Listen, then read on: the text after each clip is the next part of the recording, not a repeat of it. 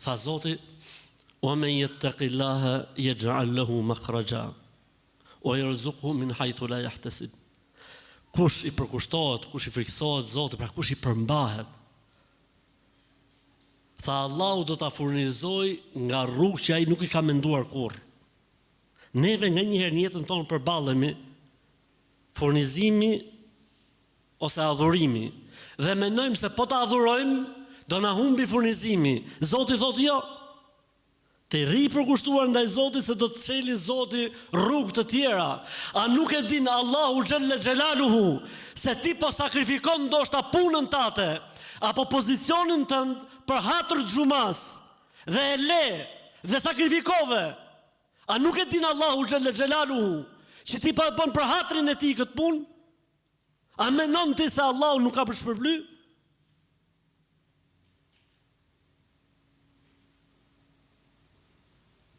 Yarzuqhu min haythu la yahtasib yaj'al lahu makhraja. Ja çel Zoti rrugët, sprovon veç ama.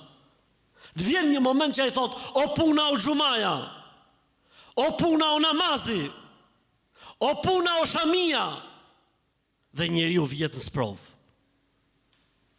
Ta bëj mos ta bëj. Në momentin që njeriu thot: "Pritë vëlla, do të bëj atë që thot Zoti dhe që kënaq Zoti." Dhe e vendos pasha Allahun e madh, ndoshta të njëjtët do të thrasin, ose të tjera rrugë do të hapen. Thjesht duhet me qëndru në provim, kaq. Thjesht duhet me nejt. Si puna ati në zonë, si që shkon provimet dhe si kujtohet asnjë gjë. Çfarë duhet boja, i dali për jashtë? Apo tri aty? Duhet tri aty, se ndoshta i vjen men, ndoshta kujtohet, ndoshta në 10 minutëshin e fundit i kalon të gjitha. Dhe ne jena në provë, në provim jemi. Tha Zoti në ajetin tjetër: "O men yattaqillaha yaj'al lahu min amrihi yusra." Kush i friksohet Zotit, Allahu do t'ja lehtësoj gjërat në këtë botë. Po ka për të lehtësuar Allahu, se Allahu nuk rren. Allahu thot vërtetën. Thjesht duhet ta besosh këtë gjën dhe duhet jesh i sigurt në atë që ka thënë Zoti. Po që i sigurt, po pasha Allahun e madh, pasha Allahun e madh, Zoti i madh, jo njeriu që ka për ta bot but ndaj teje, po edhe gurin, edhe drunin, edhe ujin.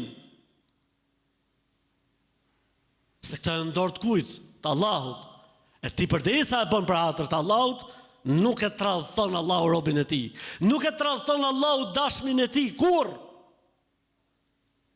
Se ne në jetën tonë themi kur mikun, një ishim ka dali herë në krah, një ishim ka bon herë, dikush se harroj kur, e do të shpërbël ne, e kush jemi ne.